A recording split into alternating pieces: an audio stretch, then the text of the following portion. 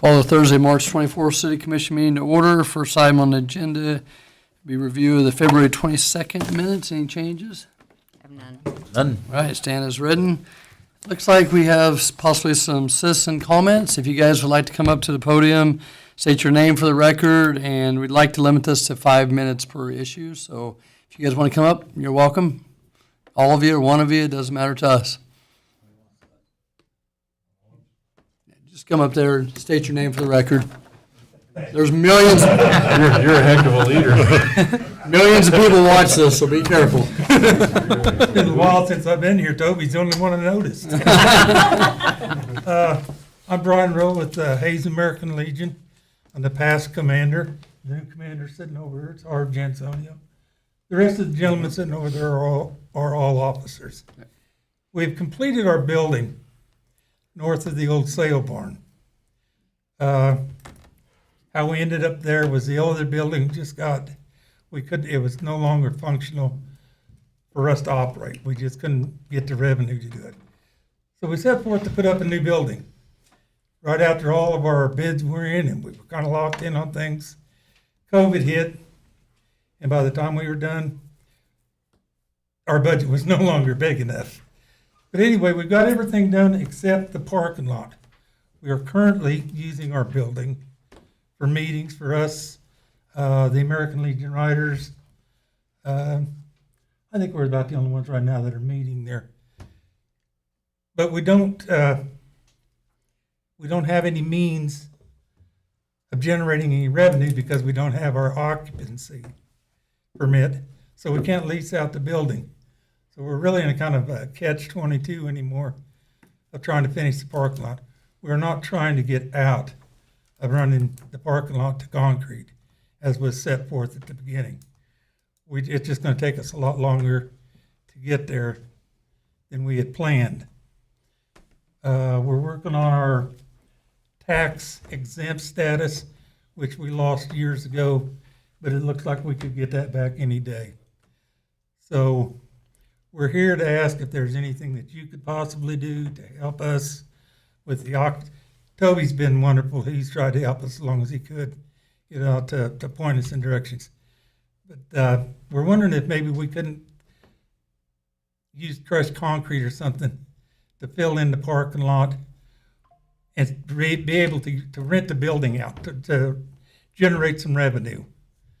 That's really about the only way we can do that right now. If we stay at the rate we're going, it's going to take 50 years to finish that concrete. So I guess that's what I'm here for, to see if there's something you can do to help us with maybe finishing the parking lot. The bid on it, the lowest bid that we just got here a while back was $662,000. That's finished, everything. Curb and guttering and sidewalk is all there now. Like I said, we're using the building, the facility's complete, restrooms and all of that stuff. 62,000. That's what I was hoping. That's okay. 62,000. I'll say that's a big parking lot. Hey, it's fine. So roughly $62,000 is what you need to finish. Right. Okay.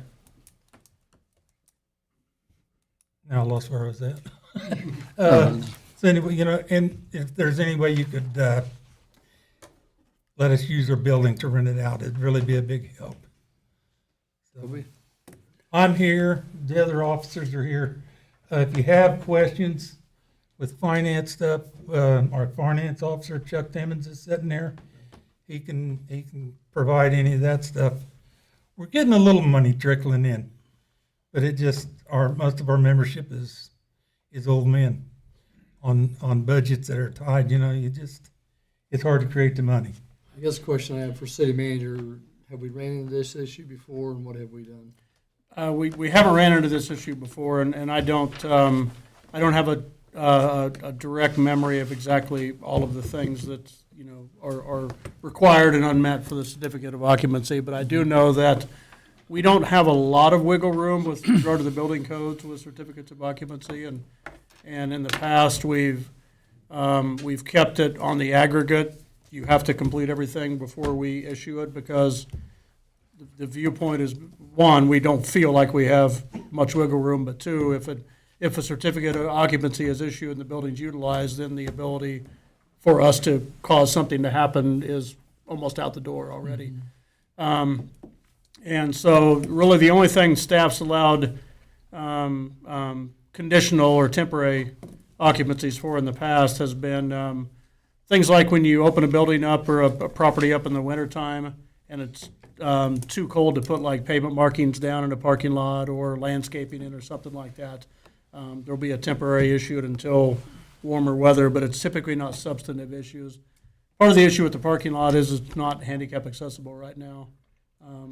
The way it's drawn out without the proper markings in concrete and things like that. And so we feel it's kind of a substantive issue. And I don't remember what other issues there were that weren't met, but parking lot is kind of a big issue when it comes to certificate of occupancy for a business.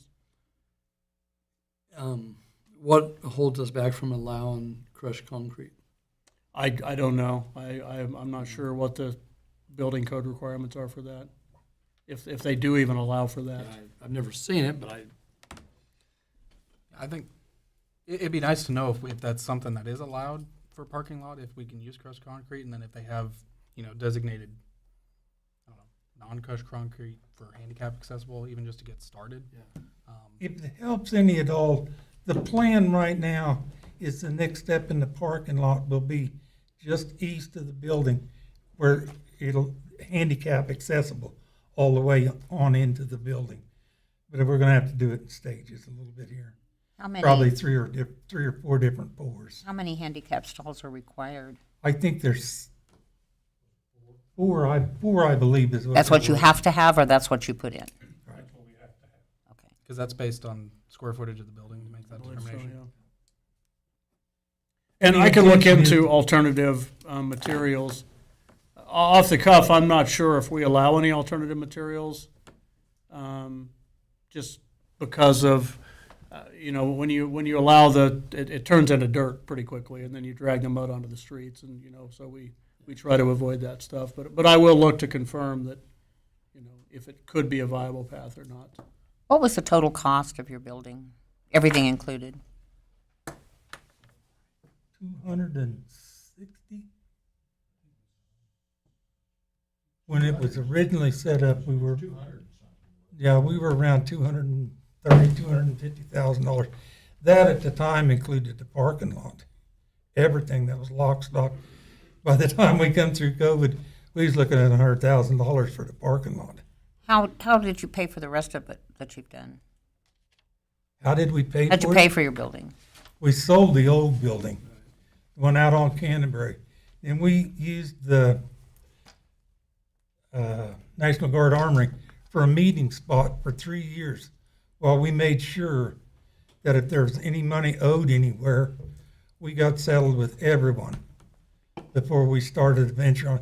We didn't have a very good reputation by the time we left the last building. We owed a lot of people, and it was just getting ugly. It was time to pull the plug on that and get a fresh start. And there has been a fresh start. Our finances are done completely different now. No checks are written without 2 signatures, and everything that gets paid goes through the membership at a meeting. How many members do you have? 200 and Active? Wow. They wrote you a check. Active or They wrote you a check. they wrote me a check, yes. most of them are still alive. That's good. If you were open, do you know how long you would anticipate it would take to get your $62,000 to finish your parking lot? It really depends upon how often we can rent the building.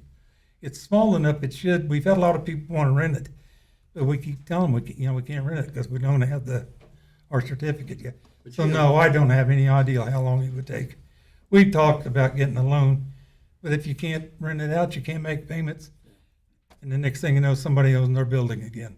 I guess it's just to Toby's point, if you could get it done in 5 years, then I would worry less about crushed concrete turning to mud. Right. But if it was still going to take 20 years, then I would worry about the fact that crushed concrete might not last that long. I don't foresee it taking that long, but I couldn't promise you it wasn't. Did you do any fundraising, or did you just use the dollars you had? Sir, if you want It's to, about $12,000 ear tag for the concrete right now. We have about $24,000 in our checking, savings, and CD, and about 12 of that is ear tag for concrete. We're about $3,000 away from making that next pour, which almost takes care of the east side out to the street. You guys have a full kitchen in there, right? Am I wrong on It's a that? kitchenette, Kitchenette, that's what I meant, I'm sorry. and it's not finished yet. We're waiting on taxes. Home Depot's gonna do a bunch of the work on that. Everything else except the kitchenette is finished.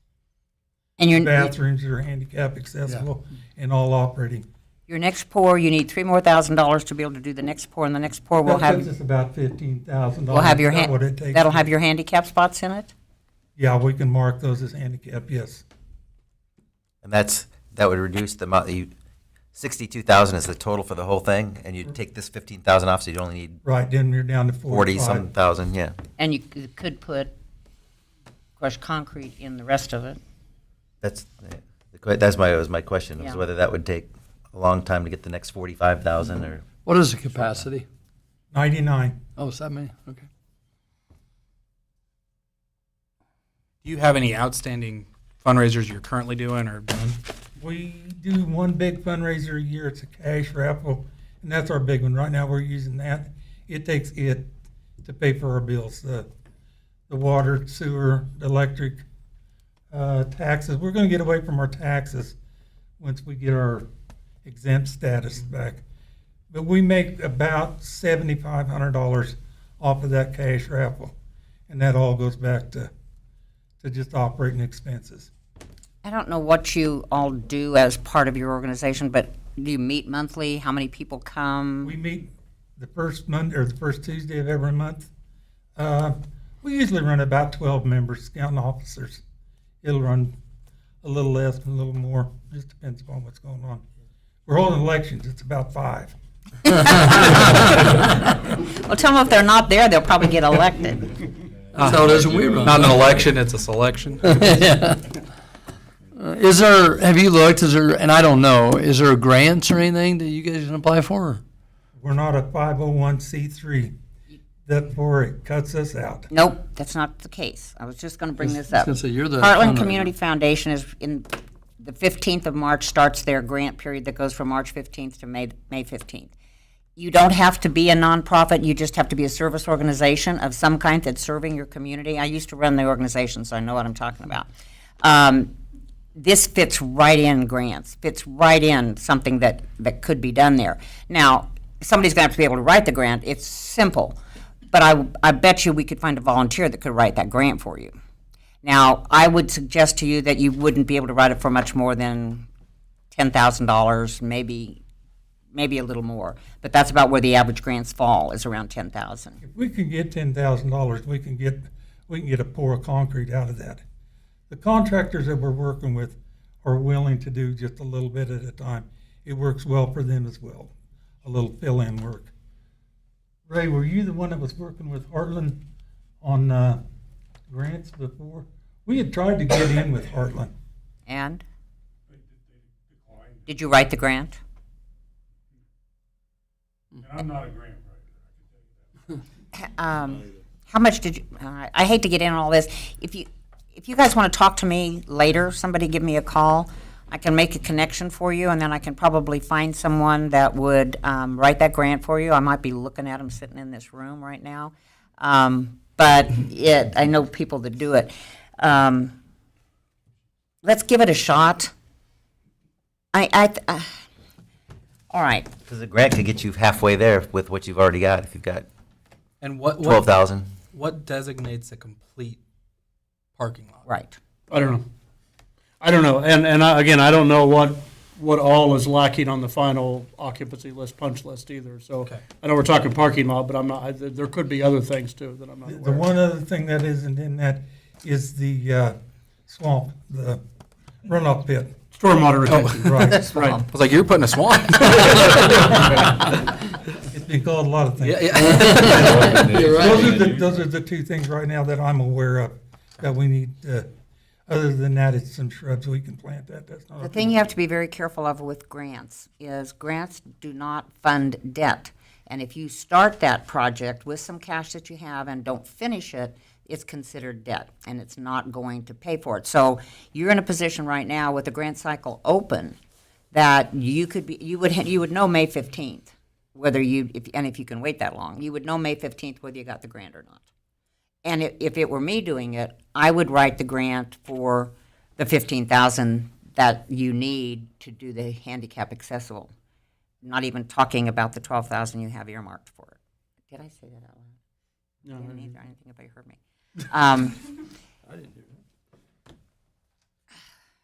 We will get with you after the meeting, then someone will get your information. If you have some contacts, we're willing to work with anything we can. It's Yeah. just- If you got yourself to half, enough money to do half of the parking lot in concrete, it'd be a lot easier to consider. And I agree with that, but my question is, and maybe you don't know, Toby, do we ever let that happen? Not that I'm aware of. I don't believe it. But I think you guys are the only ones that could make it happen. Again, we feel like we have latitude to give very minor allowances for things that we know are going to happen for something that's substantially done. Since this is a commission-adopted code, I think any deviance from that would need your blessing. Okay, let me ask one more question. If they had the money to do the handicap accessible portion of it, can you can't tell us tonight, but you could tell us if they could do the rest in crushed concrete and get an occupancy. I can find out if it's allowable under the code. What I'm saying is, even if it's not allowable under the code, you could allow it. I don't think it's allowable under the code, but even if it's not, you could allow it because it's your code. I think I'd need to know specifically what is allowed and what isn't, what constitutes a final parking lot, and all the details on what it would fully take. And then I think the grant with Heartland would be a huge step. They're a great organization to work with. I think that's a great first step, and then we can continue. After we get the rest of the information, and I've talked to Heartland, Sarah Meitner, I'm not sure if you know Sarah. Sarah's the director there now. If that doesn't all come together, I have one other idea, but I'm not prepared to bring it up tonight. So we will get you the information Okay. you requested, probably sometime next week. Get it to you. Sandy, you have my contact information, don't you? I know do Mason too. has Mason it. does. Okay, I'll get it from I Mason. think I sent gave it it to to you too. Gave it to me. Okay. Oh, that's right. Yeah, I Yeah. have it. If not, I'll send it to her again. Send it to me again, just to be sure. Yeah. We Yeah, go I with think that for now? Yeah, I or- think let's get the information on what truly is allowed and not allowed, and I think start that grant seeking. We can work with you. I mean, within reason, we'd be glad to. So. We appreciate I that. really want to stress that. We really appreciate what you've given. Yep. And we really want to try to help you. And if the road we're going down doesn't work, there's an alternative road we can talk about. But let's give this a shot. We've sent out a letter to the membership, and we've got some small donations back, from membership. But it's, once again, it's pretty small. Yeah. Hit and go on it. I want to thank you all very much for your time. Yeah. Toby, it was nice seeing you again. So you're right. Mason, congratulations on the additions. Thank you. Additions, yeah. For those of you who don't know, Brian's a former city employee too, Ah, retired city employee. all right. Thank you guys for coming. Yeah, thank you very much. Appreciate it. Any other citizen comments?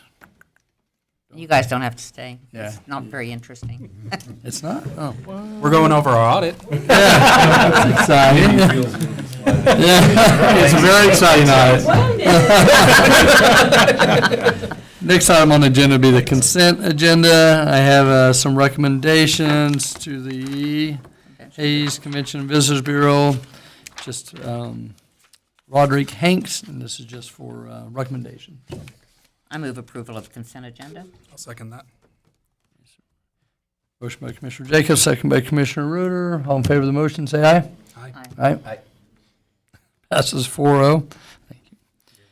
Next item on the agenda, 2023 audit. You're on stage.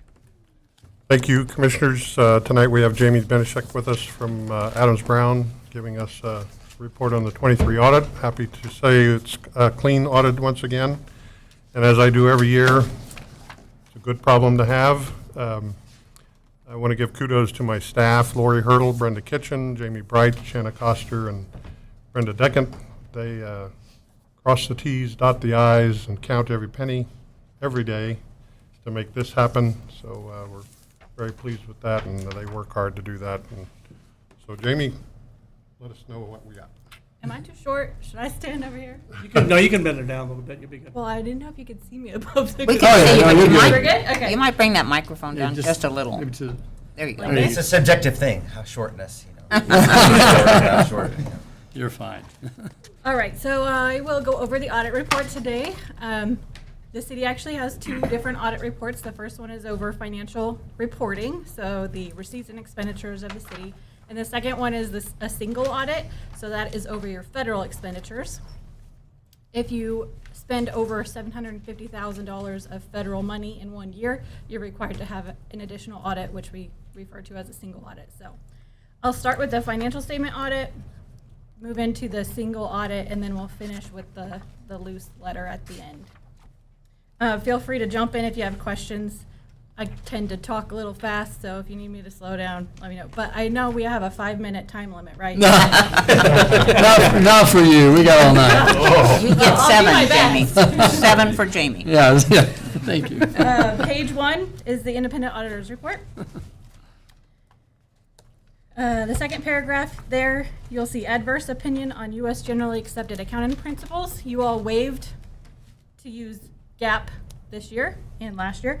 And so instead, we have an unmodified opinion on the regulatory basis of accounting. So unmodified opinion is the best type of opinion we can issue, and it essentially means that, in our opinion, your financial statements are materially correct. So that's the best type of opinion that we can issue. Page 5. This is the summary statement for the year. So your beginning unencumbered cash, add in your receipts, subtract your expenditures to get to your ending unencumbered cash. So you ended the year with a total of $53,607,000 in unencumbered cash. A couple of funds I do want to point out, about halfway down the page, the American Rescue Plan Act fund ended with 0 unencumbered cash. So all of your ARPA money was spent in 2023. The Airport Improvement Fund ended the year with a negative $3.5 million. This is perfectly fine for this fund to be negative. It operates on a reimbursement basis, so you have to spend the money first and then get reimbursed for it later. So at the end of December, it was a negative 3.5, but you have most likely received some payments on that already through to 2024.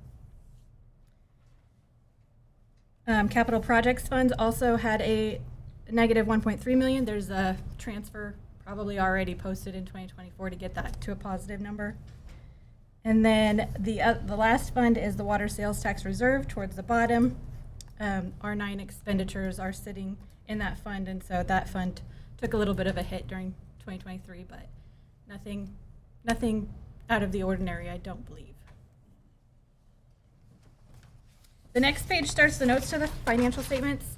These are required by our auditing standards to supplement the financials that we just went over.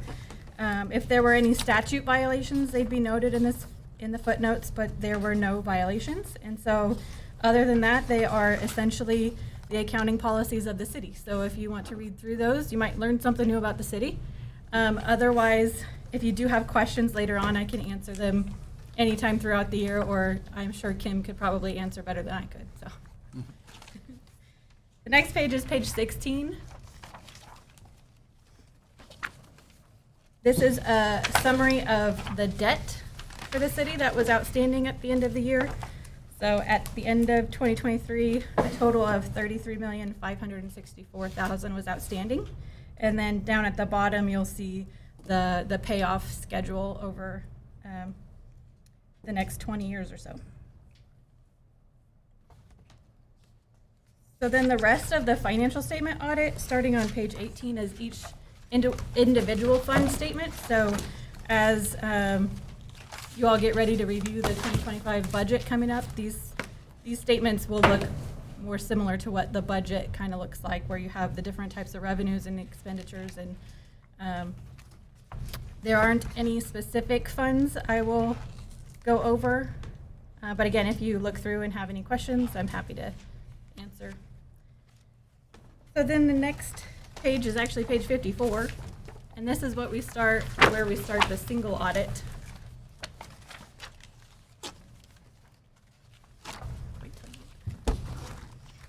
If you can believe it, this is actually less pages than it was before you switched to KMAG. It's still a pretty hefty report, but it's a lot smaller. Page 54 starts the single audit. So this audit is uploaded to the Federal Audit Clearinghouse, and they ask for 2 different letters. Our independent auditor's report on internal control over financial reporting is this page, this report, and it is essentially what I just went over on the financial statement side, just saying that there are no material weaknesses, there are no deficiencies. It's an unmodified report. Page 56 is the second auditor's report for the single audit, which is over each major program that was tested. So again, if there were any material weaknesses or significant deficiencies that we identified for the major program we tested, they'd be noted here, but there were none. So unmodified opinion as well.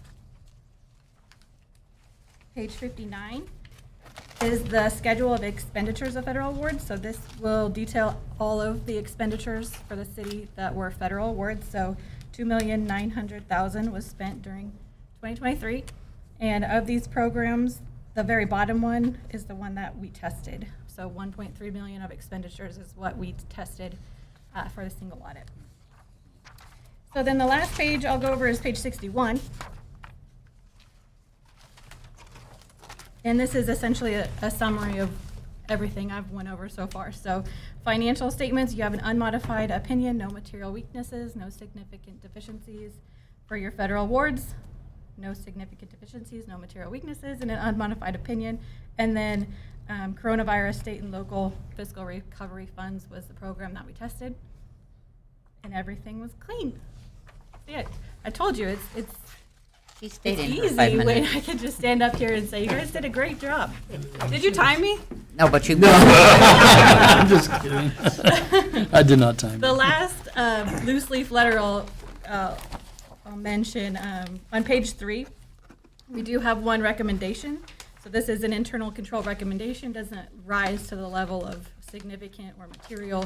It's just to strengthen the internal controls. So while we were looking at accounts payable, there's a couple different reports, an encumbrance report and an open payables report, and those reports should tie back to the general ledger, and they were off by an immaterial amount.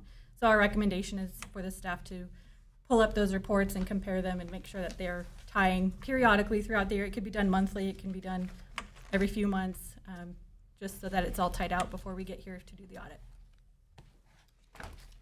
So that concludes the audit presentation.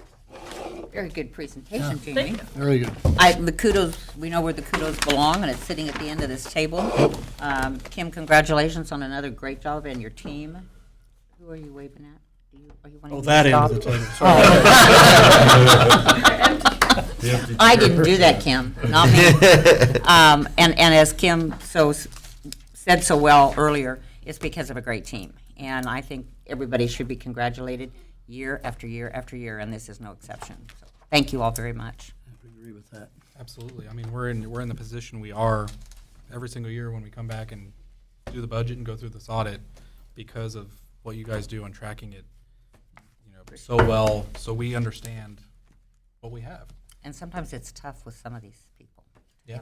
And it's really funny because you guys have done such a good job that I was reading it and I was going, but what are these insignificant things? there's something that's insignificant that's not material, but it's in here saying that we've got the. So when we get to that level, we know we're in good shape. So, Well, This is a lot thinner than the it original. is. A lot thinner. When I got it, I was It's a shocked. lot less heartache for everyone involved. Yes, exactly. I got through it in an hour, man. Well, and Kim, like I've always said, when it comes to even our budget, it's very transparent. Anybody can open up our budget and look at this, and I feel like you can understand it. So that's kudos to you and your staff. So thank you, and thank you guys very much. Yeah, I also wanted to thank Kim and all the staff.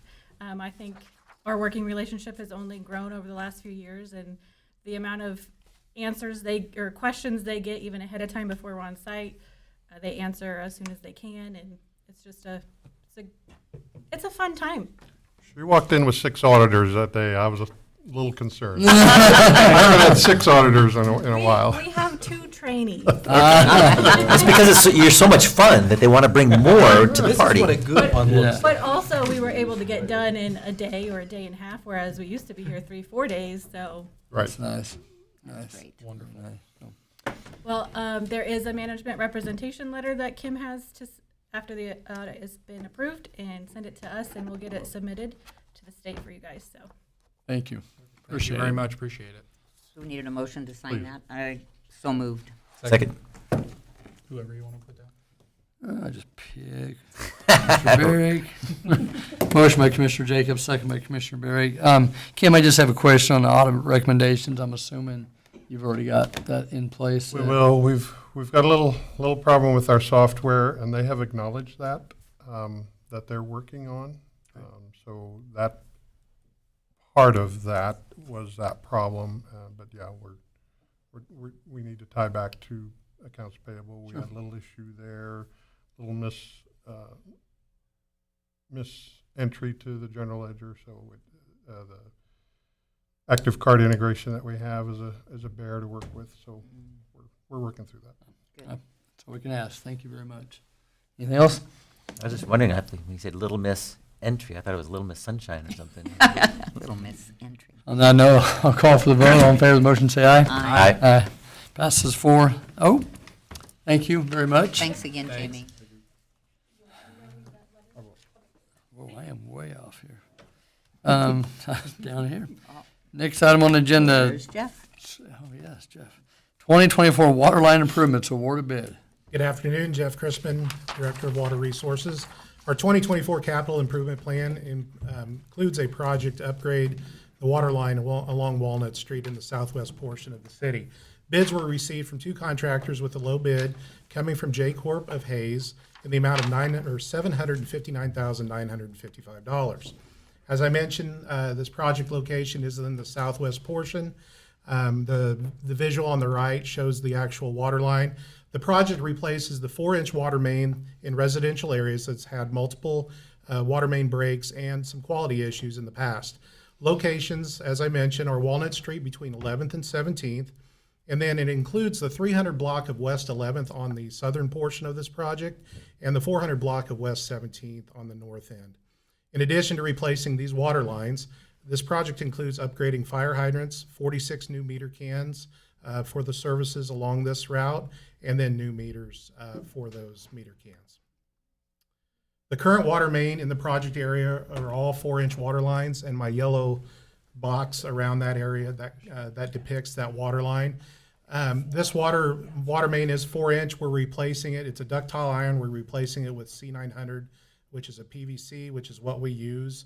We use different sizes of that C900, but we are using C900 PVC. This water main in this area was installed in the 1940s. As I mentioned, we've had some water quality concerns, and this happens over time on a ductile iron line, that you could have some buildup in those lines, and that restricts the flow of water in those lines. As I've mentioned before, we've had 18 water main breaks in the past 20 years. Some areas of that along that line, we've had a little bit more than others. Also within this project area, when we do a water main project and we do upgrades, we work on the fire hydrants. So as I mentioned last week, if you're driving along Walnut, you would see 5 hydrants that are colored red on the top of that hydrant.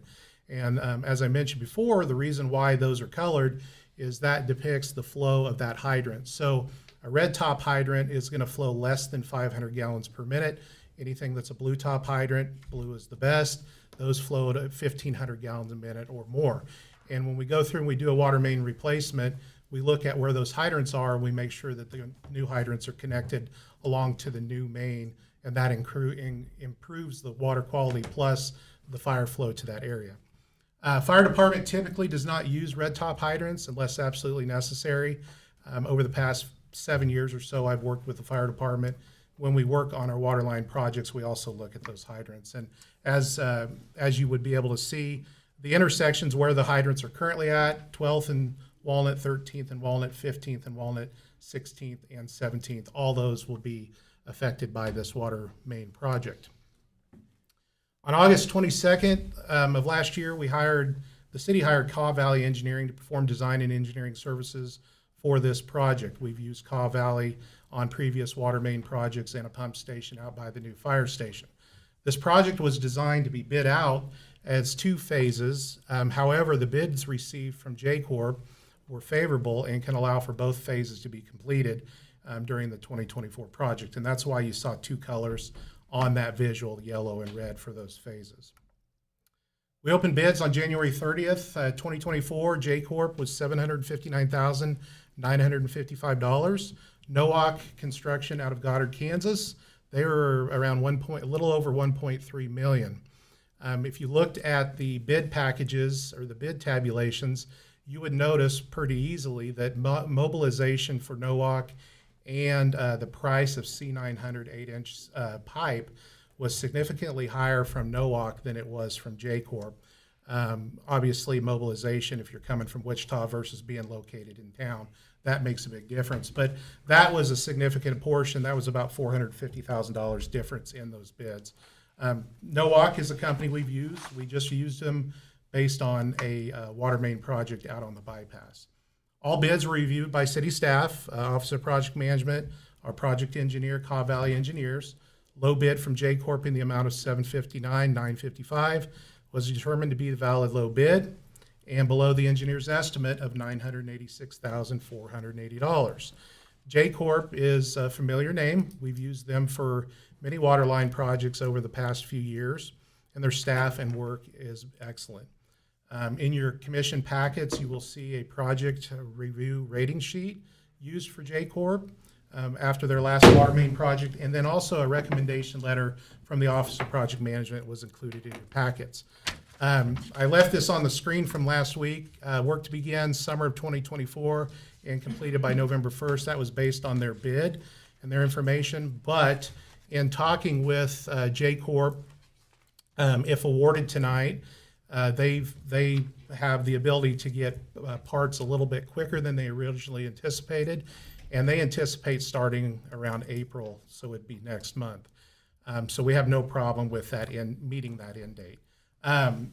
This project, like other projects similar to it, would be inspected in-house by the Office of Project Management.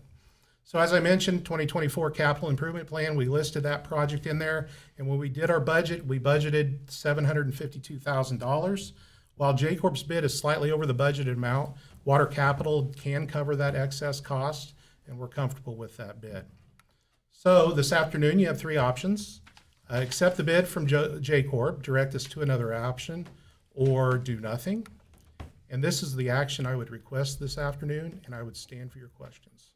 I move we authorize the city manager to enter into a contract with J-Corp in the amount of $759,955 for the construction of the 2024 Waterline Improvements Project to be funded from Water Capital.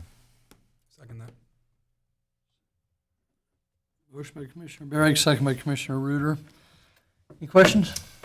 I just have one comment. I think that their project review rating sheet on this should be shared with anybody that wants to do business with us and say, this is what our expectation is. That is really stellar. I would agree. Absolutely. Stellar.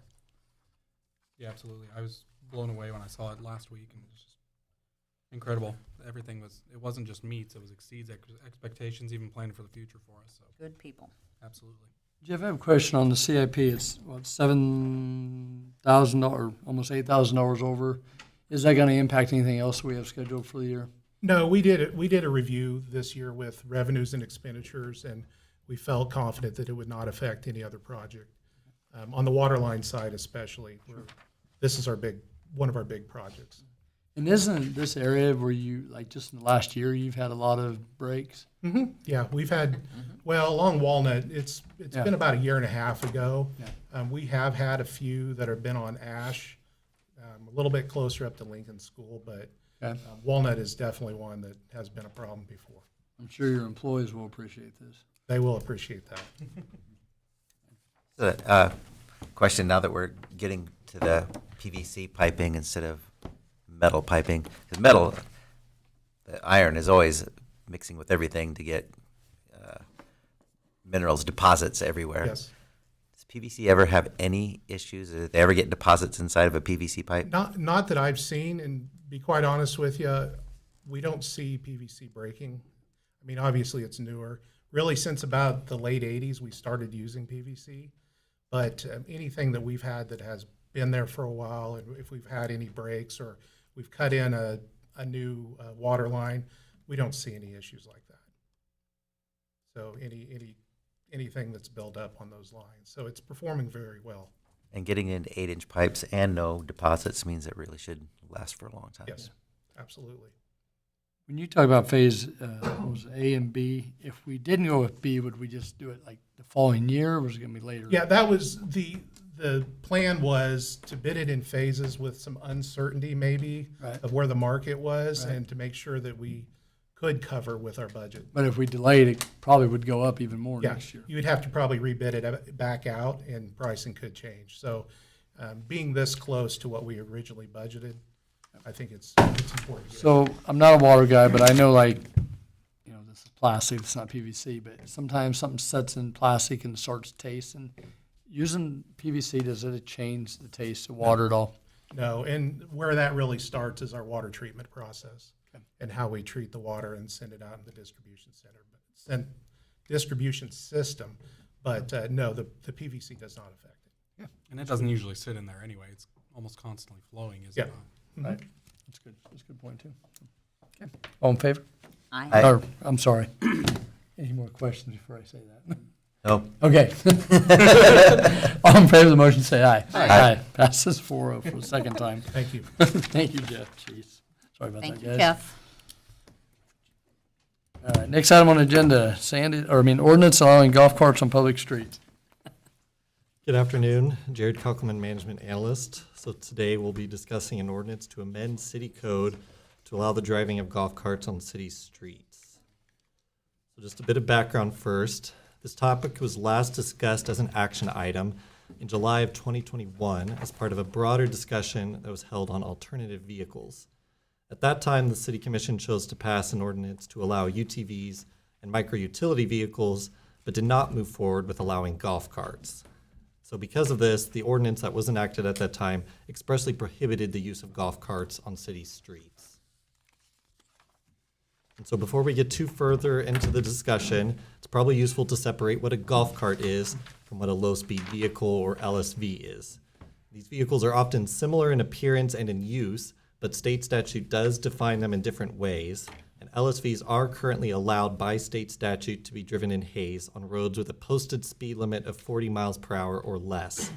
State statute allows local jurisdictions to decide for themselves whether to allow golf carts, and as mentioned in the city of Hays, it's currently written an ordinance prohibiting the use of golf carts on city streets.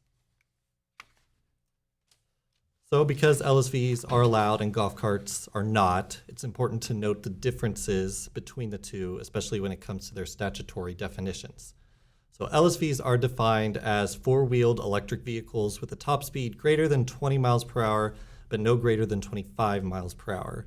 They must be manufactured to comply with National Highway and Traffic Safety Administration standards, and there's a whole host of required safety equipment with that, which includes having headlights, signals, mirrors, windshield, seat belts, and a VIN number. So in order for an LSV to be driven on the street or highway, the driver must have a valid license, insurance, and follow all traffic laws just like any other vehicle that's on the street. Here are a couple photos of what an LSV might look like. And as you can see, there's, they can be designed in a lot of different ways and can look fairly different. A lot of times, like on the right, they do look pretty close to what a typical golf cart might look like. But on the left, sometimes they don't, and they look a bit more like a fancy, futuristic electric car that we might see. And you can see kind of the different safety equipment that these have equipped on them. Like they do have full windshields, there are mirrors, clear headlights are visible. And so those are just some of the safety features that are required. So golf carts, meanwhile, are defined as a vehicle with no fewer than 3 wheels in contact with the ground and a weight of no more than 1,800 pounds. Golf carts in Kansas must be designed to be driven at no more than 25 miles per hour and operated in such a manner, and they can carry no more than 4 persons. They are not allowed on any interstate, federal, or state highway except a cross, and they cannot be driven on any road with a posted speed limit that's higher than 30 miles per hour unless crossing. So the state also does not require golf carts to be titled, insured, or registered. And so we're probably pretty familiar. You go back up, I'm sorry, I was daydreaming. Not, this is state statute or ours? That's state statute. They're not Everybody required to be titled, titled, insured, insured, or registered. Okay, thank you. So we're probably pretty familiar with what a golf cart typically looks like. So these are just a couple images, and you'll probably notice pretty quickly some differences between them and what the LSVs look like in terms of a lot of the equipment that they have. These don't have any mirrors currently. They don't appear to have seat belts, and they don't appear to have necessarily full windshields, and they probably don't have a lot of other stuff as well.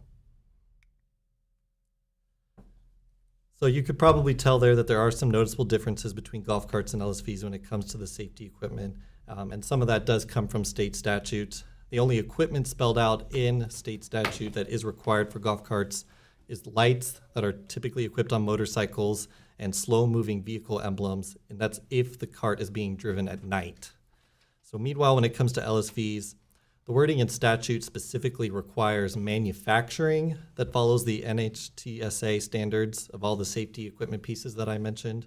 So golf carts that are not already equipped with those at the manufacturing point are then therefore not LSVs, and according to Kansas law, cannot ever become an LSV because they were not originally manufactured with that equipment in place. So in this sense, a golf cart can never become an LSV. Jared, can you go back one slide, please? So those golf carts, is that lights on the front? Is that lights? They have some sort of headlight format there. So yeah. according to the state, those are legal. If Those are not probably not. Oh, because it doesn't have the rest of the things you'd need. Okay, that's what I'm asking. You're just saying the lights, would the lights satisfy as the light requirement? But those don't have the requirements. The pictures No you're matter showing. what, they're not an LSV. Okay. So because I mean, they It's don't not have- LSV, you're right. Okay. I mean, with an LSV in the list of requirements, it has to meet all of them. It's not just like meet some and you're good. It's if one doesn't meet it, it's immediately not eligible. So after going through all that, here's kind of a side-by-side that hopefully helps clarify that a little bit. As you can see, there's a whole list here on the both sides that an LSV and a golf cart will have. Golf carts typically know to a lot of what the LSV is required to have. And so hopefully this kind of shows just there's a list of differences between what a golf cart and an LSV will have. So is LSV allowed on a golf course? It is. We have a couple of them Do we? that I've seen, yeah. Unless specific course would have a rule against it, but I don't think any around here do. No, I was just curious. They look very similar. So as I mentioned, cities in Kansas are allowed to make the decision for themselves whether they want to allow golf carts or not, and they can establish their own rules and regulations surrounding how those golf carts are used. So I'll just briefly go through some examples of different approaches that cities have taken. So there are many cities in Kansas that do not allow golf carts, and this includes some in our area like Salina, Goodland, Ellis, Victoria, La Crosse, and Colby. And I'll note that those are just golf carts. Whether they allow micro-utility vehicles or UTVs is a different discussion. Cities have chosen to allow golf carts include Lenexa and Emporia, and then in our area, Russell, Waukene, and Plainville. And then there are some cities that have chosen to allow golf carts, but only in certain areas or neighborhoods, or they have certain area restrictions, and these include Derby, Liberal, and Newton. So real quick, I'll go through some of the regulations that the cities in our area have chosen to establish when it comes to golf carts. None of them allow golf carts to be driven at night, which is between the hours of sunset and sunrise. That is allowed by state statute, but none of them have chosen to allow that. They also all require drivers to have a valid license in order to drive a golf cart. And for Russell, that's it in terms of their regulations, but the other two do have a few others. Waukene requires that drivers be at least 18 years old, equip the cart with a slow-moving vehicle emblem, have insurance, and then register the cart with the local police department. Plainville also requires insurance and registration with the local PD plus an inspection, but they also have a bit more of an extensive list of specific safety equipment that's required there. And then violation of these regulations is a finable offense in each of these three cities. You know what the fine is? Russell, it's $500. Waukene, it's $1,000. Plainville, it's a stacking offense, then it can go anywhere from $50 to $1,000. I just had it there and was prepared. I appreciate that. I wonder how much they've actually ticketed and I know, collected. me too. So for what's being proposed tonight, there are no known financial considerations at this time. On the legal side, as is already mentioned, city ordinance currently prohibits golf carts being driven on city streets. But there's nothing legally preventing the city from amending the ordinance to allow golf carts and regulating their use as deemed necessary, as long as that regulations meet what's required by state statutes. So here is the proposal after discussion last week that city staff, with consultation from the police department, have developed with some preferred regulations should the commission wish to move forward with allowing golf carts. So we would ask that drivers be required to have a valid license and be at least 18 years old, that all drivers have liability insurance, and that all carts be equipped with certain safety equipment, including seat belts, signals, and lights. If the commission would choose to allow them to be driven at night, which would be the default without any express wording prohibiting it, they would be required by state statute to use a slow-moving vehicle emblem if they're going to be driving at night. And then also have some language in the ordinance that would require following the rules of the road for any drivers on the streets. So real quick, just to kind of provide reference, because golf carts are not allowed on streets that have a speed limit higher than 30 miles per hour. So here's a map of the city, and I do believe you have handouts of this as well, showing all the streets throughout the city that have speed limits that are higher than 30 miles per hour marked in red. I will note, this is just within the city limits because the ordinance would only apply to within city limits. So a lot of these roads, the red will stop, but that doesn't mean the speed limit changed. It just means maybe that's where the city limits ended.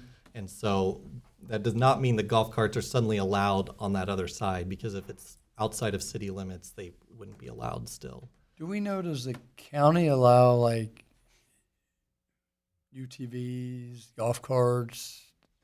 Do we know? I think they do. I think they allow UTVs. I don't know this golf cart situation. I think it doesn't make any difference. They don't care, right? It's the wild, wild. Anything goes in the county. And at any rate, it's worth noting that I point that out though as well, that, a lot of these streets, the speed limit's higher than 30 anyways. Sure. And I think To the the county, default, so. isn't the default in the county like 40 miles an hour or something, 45? Oh, yeah. Well, the roads are too rough to be able to I drive know. golf It's carts. hard to ride up. So I just read. That was my reading on Facebook. Sorry, Commissioner.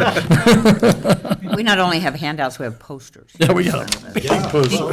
It might be a little bit hard to see up All right, This is Michael. great. I wish all the things were I like do this. too. This really helps my blind Get eyes. in and highlight and draw, do whatever. Whatever we plan want. out They didn't your give us any next color. house, and you can do that. So. These will be the options before you tonight. And should the commission wish to move forward, this is the action requested. Commissioners, and I apologize, I wasn't here last week, so if I ask the same questions, you can. You didn't listen to the, I did listen, but sometimes it's easier when you're here to ask it. Question on the insurance. Is it a state statute or is that our statute? That would be a requirement locally that we would require insurance on the liability golf insurance. carts. The state does not require insurance on golf carts. So it's a suggestion, but it's completely up to you. A person's homeowner, and I'm probably going to look down to council, I think a homeowner's policy with liability umbrella would cover an accident with those? No? Not if it's on the streets, would it? Well, I don't know, that's why I'm asking. I don't think it would. Okay. Trust him, not me. Get an amendment to your policy.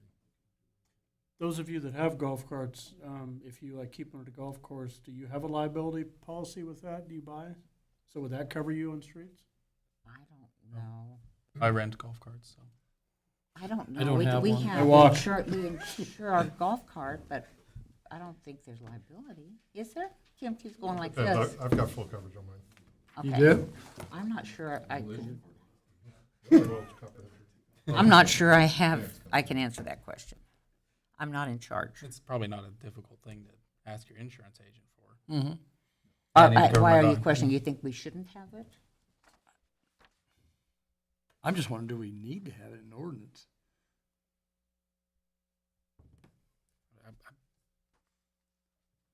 I just, There's a I lot guess of, my question is, state has statutes, why are we going above and beyond the state? that's a good question. Oh, I Clarify, the see. state Back doesn't there, he wants to establish stand any up. regulations. What's that? The state doesn't establish really any regulations. So, That's fair. Except for the 35-mile-an-hour thing, that's pretty So- much it. I mean, by default, Okay, you're that's gonna fair. have to go above and beyond no matter what, probably. That's one thing I wanted to talk about. I know sunset is when the sun's below the horizon. I mean, but isn't it a little bit subjective? I mean, if I'm at the course and I'm playing golf and now it's sundown and I'm going to drive home, I can't. Right? The Well- way we're putting this in there.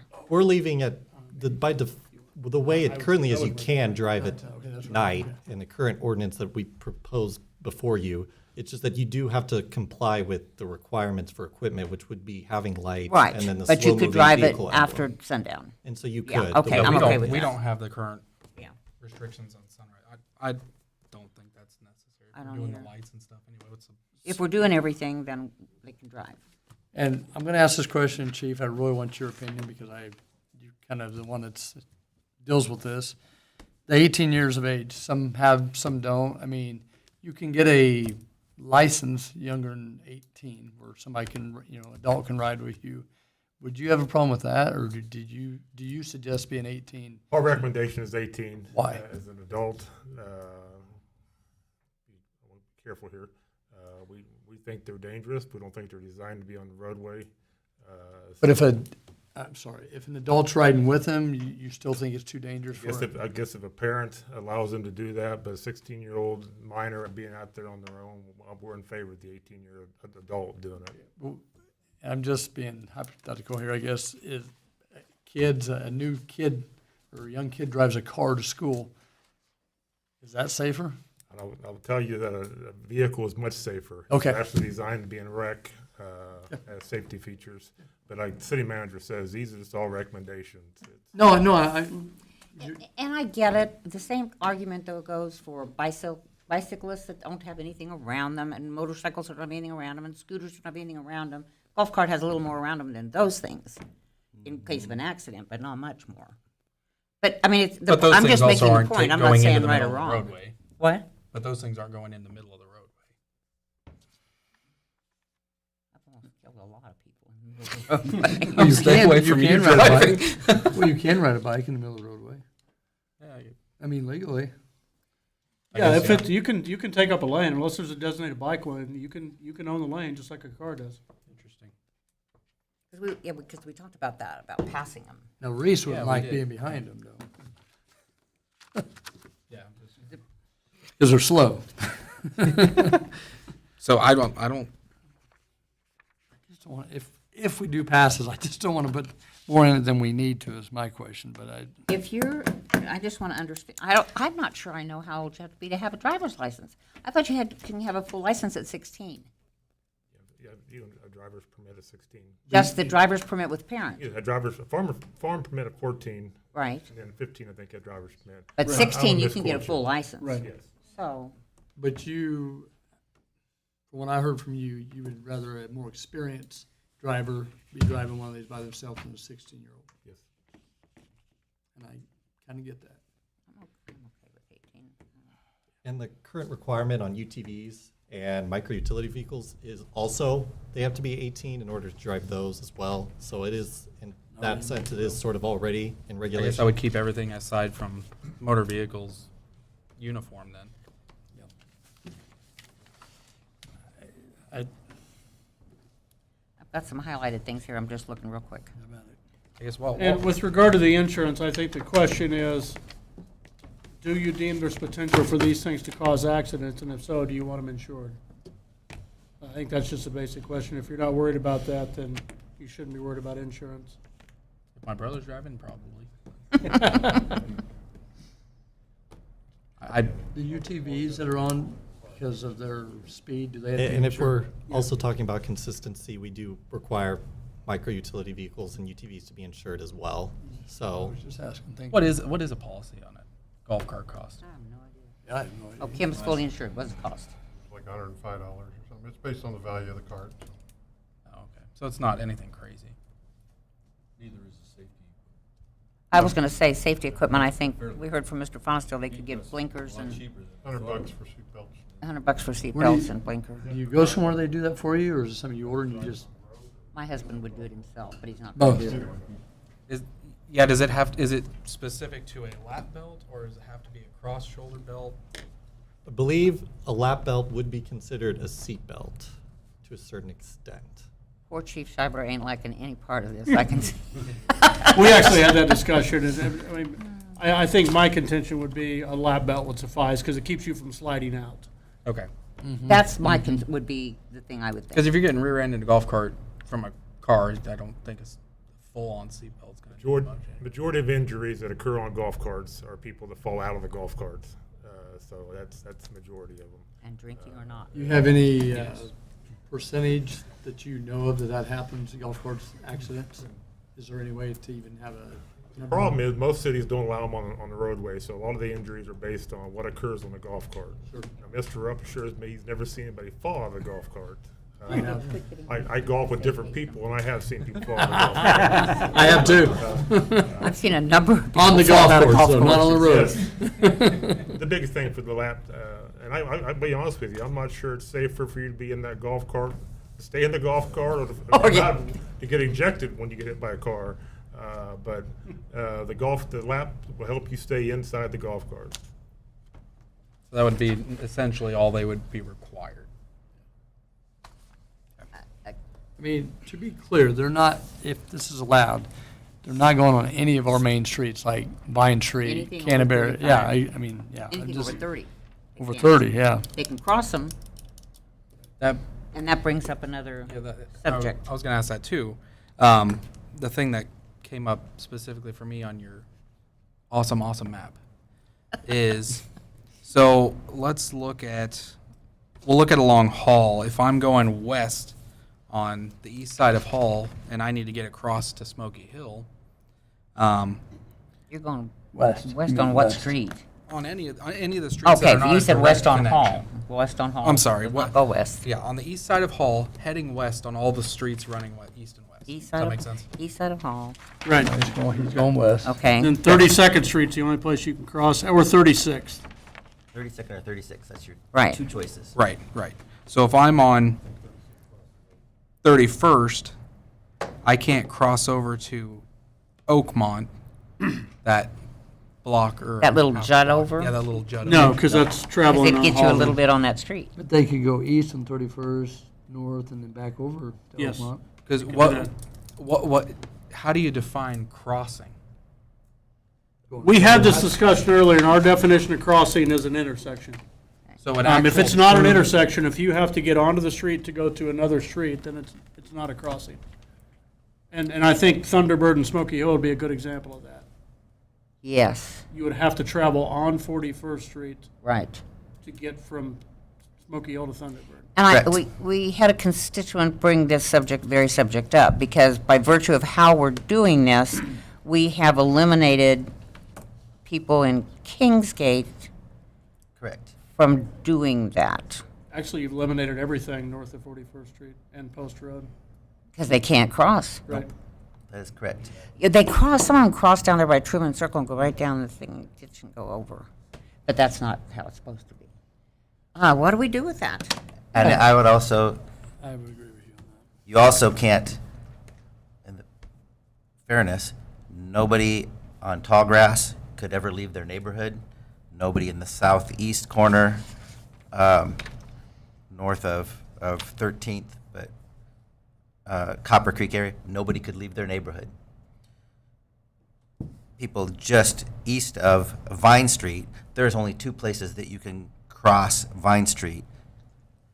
22nd Street or 33rd to 32nd, but you would have to be on the Peanut. So by making it a crossing, you would be allowing golf carts on the Peanut in order to get across. Well, I don't like the crossing of Vine. Well, then you're taking everybody Right. east of Vine Yeah, you cannot can't go do across. Cannot. And this will get to my point of golf carts are made for golf courses.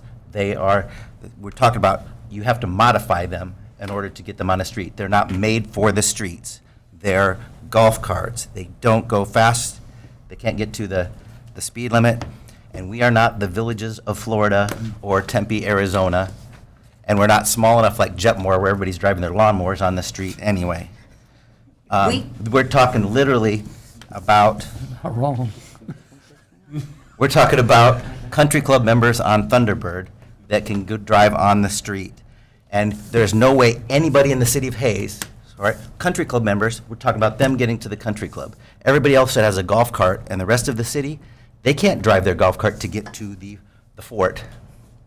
So regular citizens that want to drive their golf cart can't get to the municipal golf course. I'm a regular citizen. Can you drive to the municipal golf course? I don't need to, but I'm a regular citizen. Right, but that's what I'm saying. Citizens don't get to, that are going to the municipal club, can't get to the municipal golf course. It's only country club members getting to the country club, and it's only if they live really in small sections of the city. What if Okay. I live over on Eisenhower and I want to run over to Dillon's real quick with my golf cart? You're buying your golf cart so you can, I think That's a judgment. we're going beyond what, we've not had a single person come and ask to get golf carts on the streets that's not trying to get to the country club. There's only 2 times that somebody's come and even asked for this. We haven't had any citizen that says, I'd like to come drive my golf cart to all over the town. I've talked to a number of people since this has come up that sees other uses for it. They're not sitting in our audience today. I'm okay with the way we laid it out. I can't figure out how to get across I'm okay with the way it's laid out. Can you define? Can I Yeah. present one option? Yeah, that I come, wrote out? come up here, please, sir. Thank you. Thanks for coming in. Yeah, absolutely. Thank you guys for your consideration. I appreciate it. State So your I name. think the discussion here is. State your name. State your name. Oh, please. sorry, Evan Fonenstill. Thank you for everybody. I appreciate it. So, all the problems you guys are laying out, I think, are valid concerns. I have been doing a lot of research on potential solutions, and the way other cities are solving it is, I think, one of 2 ways. One, and I haven't seen this in Kansas, however, I don't believe it would violate our state statute. They designate designated crossing areas. So, for instance, by the definition of your law, the way 41st is lined up, it would not constitute a crossing because the intersection is not direct. However, you could designate that a crossing area. I know they do that in certain areas of California. I've read about it. And then the other thing that was brought up in the discussion session last week was potentially allowing the golf carts on the multi-use paths and potentially on certain subsections of the multi-use paths to allow for the intersection crossing from that perspective as well. Are our paths wide enough for that? I struggle with that one. For the most part, yes. The sidewalks wouldn't be. So the narrowest multi-use path we build is 8 foot. The width wouldn't bother me as much as the weight limit. yeah. It's not designed to carry vehicle traffic. Now, we do snow removal and things like that, so it carries vehicle traffic. It's not designed to carry sustained vehicle traffic. So if you thought the utilization was minimal, to give you an example, on the 41st Street, where there are some isolated neighborhoods that could potentially use, access to the country club, that path could be utilized, and there would be nothing prohibiting you from letting. But typically, there are signs, no motorized vehicles on all of your multi-use paths. So if you did allow that, we would want to make sure it was very narrow banded and geographically restricted to certain neighborhoods accessing Thunderbird only to get to the country club, and not just a carte blanche usage of the multi-use path. So the negative I've got for 2 people, I think, have said that, we're only doing this for the country club. Kind of what you said, and it kind of looks like that if we don't have no way to get there. If we do this, I'd like to see if there's a way we could make it, like we were just talking about, an exception where we go across the multi-use path or a couple areas. Because I honestly, I have a dad that's 85 years old, that doesn't drive a vehicle anymore. He doesn't live here, so this will not affect him. But I could see somebody that age, did you say go to Dillon's or whatever? I could see that happening. One other use case that was brought up in an email last week was the potential expansion of the community around the hospital. And they have a very similar problem on Canterbury where not a lot, some of the streets intersect, of course, but not all of them. And if we, would come up with a solution on the west side of town, it could very easily be used on the east side if indeed they do put the multi-use lanes in there, which I believe is currently being talked about. I'm not sure if it's actually planned or not, but I believe it's being talked about. So I think it would make a good precedent for that as well, because I believe that is a very large use case for some of the retirement communities that Commissioner Barrick brought up earlier. I was the one that brought that up last week, and I see that, and I hadn't thought about the crossing. I thought about, as we're developing that project, we can make sure that people have access to the hospital and the Center for Health Improvement, et cetera. But that one cross street that's off, but didn't the hospital ask something to be done with that? Or somebody came to us about talking to, where it just angles, is it 26th and? It's 26 in Canterbury. In and Canterbury. The entrance to CHI, the north side of the hospital. Did we have that on the subject for something recently? It's just, it's offset by probably 30 feet. Oh, yeah. Yeah, because I guess the only thing is how state statute's written on, prohibiting the 35-mile-an-hour piece.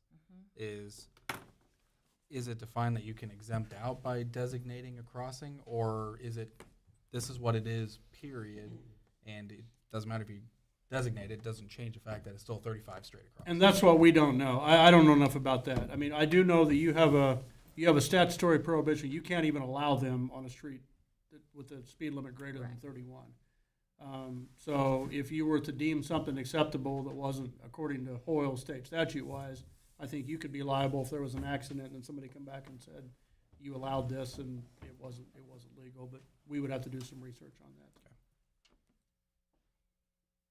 I will just say that for the couple of people that you have talked to, I've maybe because I'm the person that's been against it, I've had a lot of people contact me and they've said, this is crazy. It's not safe. I've seen in the areas, even up north of 41st, I've had multiple people say, I see teenagers driving around all the time, not paying attention to what they're doing, hanging out of them. That's one thing. But just in general, I've had lots of people come up to me and say, I agree with you. This should not happen. And I take that, but that made me go back and I drove around all these streets and we're going to try to make it accessible. I mean, what Mason's saying, you're just saying, hey, everybody's going to start buying golf carts and then modifying them so they can drive around the city streets. Or you're just saying it's golfers that happen to have golf carts are going to drive around the city streets. Golfers are going to take their golf carts to go golfing.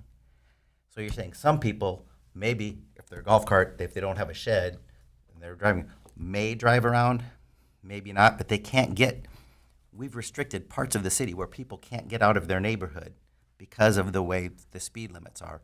Or they're all going to be going up into one zone to get from one part of town to the other.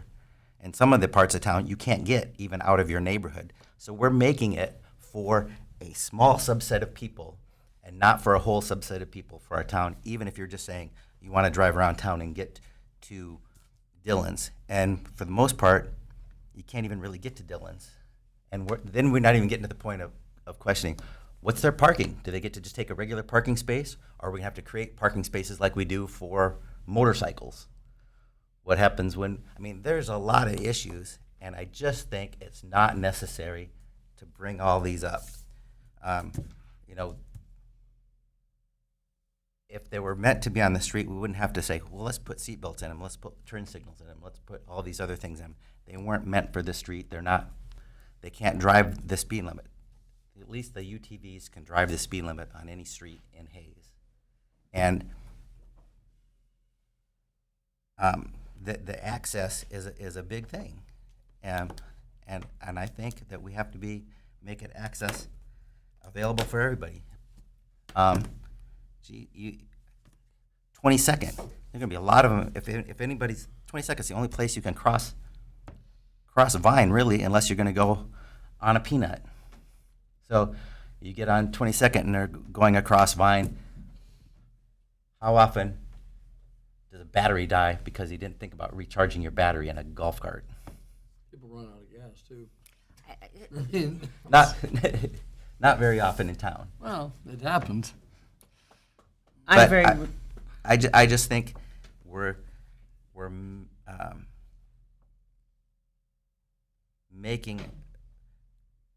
trying to twist ourselves into a knot in order to allow a small subset of people the opportunity to get to the country club. And we're making a lot of things out of it. And it's, well, but what about, and it's whataboutism, and it's not necessary. And it will be less safe. I mean, whether it's less safe, the person that's in a car that hits a golf cart and gets thrown in prison because they didn't see him. Or a bicycle, or a motorcycle, or a scooter. I'm just going to say thank you for your consideration. I'll go sit. I didn't know you were still saying that. Thank you. I mean, you can't even, like you said, even on to get onto Thunderbird, it would be illegal to get onto 41st. And to it get will be across. illegal, and it will be illegal. And right, you know, so I guess my point is, It's illegal. I mean, I think we're trying to take what we defined something that we thought was acceptable. Now we're trying to make all these little exceptions, and that's where the problems come, in my opinion. When you start trying to make all these exceptions. I think that, I'll argue all day long, Reese, that I think if people have the opportunity to use a golf cart in the situations that I brought up, I think in the future they will. They haven't yet because we haven't been able to. I think people will. All the other innuendos and all the other issues here, I think, are ancillary. We either allow them on the streets less than 30 miles per hour, or we don't. We require the equipment that we've laid out, or we say no. I think it's simple. I think we're making a really big deal out of something. Again, if we don't want to do it, vote no. If you want to do it, vote yes. Because I think The way it's laid out. Because I think the biggest holdup for me is what Reese brought up of essentially locking in some of those people who wouldn't be able to get out. Because I mean, I'm going to make an assumption here that a lot of the golf carts are up in the northwest part of town. Of course. And the ones that aren't at least have that opportunity, but then those who could use it can't, aside from driving to your neighbor's house, I guess. But it'd be great if there was a way to find a way to make it so everybody has the accessibility to get across there safely. That'd be the. I think we're asking a lot of the city to go in and put crossing lanes and all of that, I think that could get really out of control. Yeah, I wouldn't want to put. You know, my thing is if we pass it and we get 10 people saying, hey, I try to get over here and I can't get through there, then maybe we adjust. I don't know if 10 people, I just threw that number out there, but. Well, you Why don't know we- my phrase, much ado about nothing. No, and I heard you say it last week and I was like, she's kind of right. I think we're making a lot to do, yeah. And you, as you guys all know, I told you, I think at the retreat or whatever, whenever we were talking about that, at first I really wasn't for this. And after I'd done my research and read the emails people sent us, I don't think it's a big deal. I didn't think UTVs were a big deal, and I still don't think they are. I see them go by my store in the summertime. I've never seen any issues. You know, they have to stop at a stoplight, you know, just like anybody else. I mean, bicycles shouldn't fly through stoplights, you know. I mean, I don't think it's a big deal. I don't think if we would pass it, you'd automatically see thousands No. of golf Nope. carts marching Nope. down the road. And you know what? We would all feel just as bad if somebody got in a bad car accident or somebody got in a bad golf cart accident. I've seen mean, them. there's I've seen a no- scooter get hit, so I get I that. don't want to see that. But that's also the risk you take. But then you, Anytime. Tobin, when we did bike lanes, the more bikes you get on, the more chance there's going to be an accident, right? I mean, the more vehicles you get on the road, the better chance of an accident. It's just going to happen. Right. There's also a theory, the more types of vehicles you have on the road, the more it makes people pay attention. Pay because attention, I was just gonna say They know there's the opportunity for conflict. It's why you typically drive slower between 13th and 8th on Main Street than you do between 14th and 22nd, because the street's wider, less. Yep. When there's a lot of cars, it just slows you down most of the time. Yeah, and I don't want to get into the add this specific rule for this specific area. You'd overcomplicate. Hey, yeah, but I'd like one. I move approval of ordinance number 4046, amending section 62-234 of the City of Hayes Code of Ordinances to allow for the use of golf carts on public streets with the restrictions and regulations set forth therein. Second. Motion by Commissioner Jacobs, second by Commissioner Reuter. I think we beat this to death. All in favor of the motion, say aye. Aye. Aye. Opposed? Nay. Nay. Passes 3-1. Thank you for your research on this. Everything we do is not easy. Nope. We get some easy stuff and some tough stuff. I think we're gonna be just fine. Commission comments, inquiries. Commissioner Berry. Let's see. 25th anniversary of the Sternberg tomorrow. Yes. Everybody show up. We've got lots of activities all through the day. We've got a chamber chat at 9 a.m. We're feeding all the animals at 10 a.m. I'm one of the animals. Yeah, you're one of the animals. Where we've got a talk about the Sternbergs 1 to 2, and then we've got collections tours from 2 to 3:30. Collections tours. So you can go back in the behind the scenes and see all Like the where fun there's snakes stuff. and things? That's mostly fossils and Okay, skins. I can do fossils. I can do fossils. You're the one who likes this I thing. know, but not. We've got if anybody knows somebody that had stuff in the time capsule that would be open to hand back to people, their stuff they put in at What time are 4. you doing it for? 4. I just want to come see what's there. Jerry Moran will be there at 4:20 or so. He'll talk for a little bit. Dr. Hammond and Dr. Mason will both be there to talk a little bit, and then we will have cake. There you go, Mason. Here's your Sold. cake. I like cake. That's exciting. That's 25 awesome. years. Congratulations. Commissioner Reuter? Don't have a whole lot. Spring break's ending, so kiddos are going to start going back to school and get back in the swing of things. And the Tigers are going dancing, Yes. so that's exciting. Both of them, both yeah, of them. both. So that's going to be exciting. So just keep hoping for some more victories and cheer them on. It's really exciting. Yeah, it is. That's really all I got. Jacob? I wanted to bring up one thing this week that I'd like to ask of staff if we have consensus that there's any interest in it, and that, since we're nearing budget time, I'd like us to consider the possibility of having a communications officer within the city.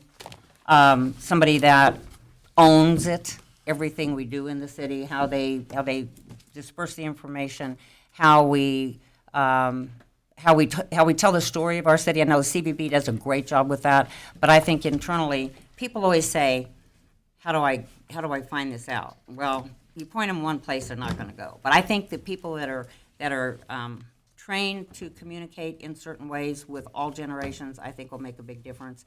I think we should at least look at it. I've looked at a number of positions in other cities. There's lots of examples out there, but I would just ask staff to check into it if there's consensus that anybody thinks it's a good idea. I don't want to make them do something just for me. I'm open to research. Yeah, I'm open for checking it out. Yeah, we'll see. If it works for us, great. If not, Yeah. I'm anti-communication. No, I'm just I don't want to talk about it. Anything else? That's it. Go Tigers. Yeah, I had the opportunity to go to MIAA this last weekend. Lots of Tiger fans down there. That was a lot of fun, and I'm going to go follow them to Minnesota tomorrow. So we'll see how crazy I am. But It's cold in Minnesota. You should go to. It's only 3.5 hours or 4 hours down to Bethany, Oklahoma. I'd like to see both, but I can't be in two places at once. So it's fun. It's been a fun time. And Kim, again, thank you. Great audit. You and your staff, great job on this. And other than that, we adjourn. You want your book back?